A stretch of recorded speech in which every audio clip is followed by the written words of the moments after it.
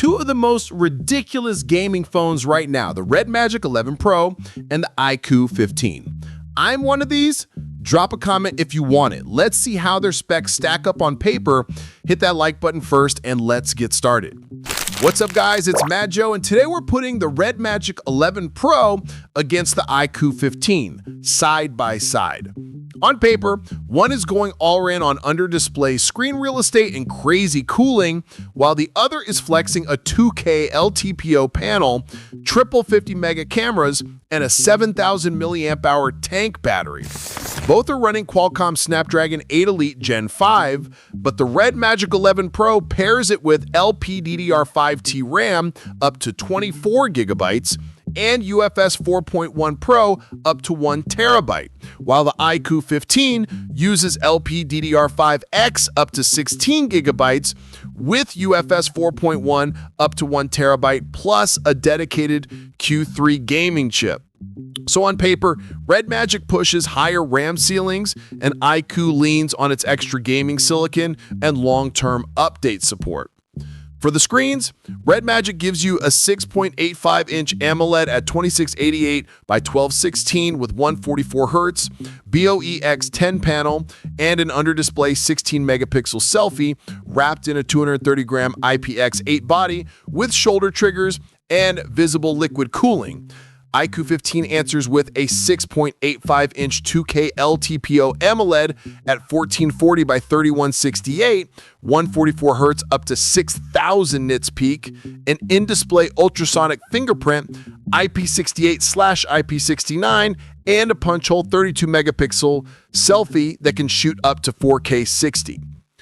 Camera-wise, RedMagic runs a 50-megapixel main with OIS, 50-megapixel ultra-wide, and a 2-megapixel helper with video up to 8K 30, plus that 16-megapixel under-display front camera. iQOO 15 goes triple 50 megapixels across the back, main Sony IMX921 with OIS, 50-megapixel ultra-wide, and 50-megapixel periscope telephoto with 3x optical and up to 100x digital zoom, while the 32-megapixel selfie can shoot up to 4K 60. On battery and charging, RedMagic is packing roughly a 7,500 milliamp hour silicon carbon cell with 80-watt fast charging and advertised support for high-power wireless and reverse wireless charging depending on region. iQOO 15 runs a 7,000 milliamp hour single-cell silicon carbon battery with 100-watt wired flash charge, 40-watt wireless charging, and a 100-watt brick included in the box.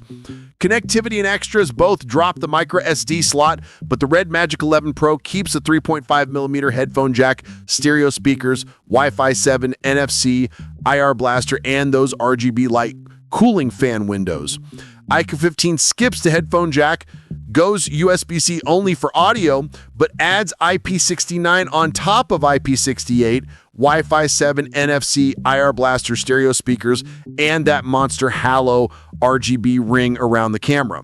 So, in short, on performance and memory, the RedMagic 11 Pro looks more aggressive with LPDDR5T up to 24 gigabytes of RAM and UFS 4.1 Pro, while the iQOO 15 matches the same Snapdragon 8 Elite Gen 5, but tops out at 16 gigabytes of RAM and focuses on its gaming co-processor and long-term update promise. On cameras and endurance, iQOO leans into that triple 50 megapixel setup with periscope zoom and a 7,000 milliamp hour pack, plus 100 watt plus 40 watt charging. RedMagic goes simpler on optics, but pushes a bigger gaming oriented cooling system and a huge 7,500 milliamp hour battery. For pricing, the RedMagic 11 Pro starts around $699 to $749 globally for the 12 gigabytes 256 model and can climb to about $999 for 24 gigabytes 1 terabyte, while the iQOO 15 ranges roughly 41.99 yuan or 64,999 rupees up to 54.99 yuan, depending on region and storage. This is just a breakdown of official specs and claims, not a hands-on review or a buy recommendation. Team RedMagic 11 Pro or Team iQOO 15? Which spec sheet are you rocking with? Tell me down in the comments, and don't forget to hit subscribe, smash like, and ring the bell so you don't miss the next flagship phone battle.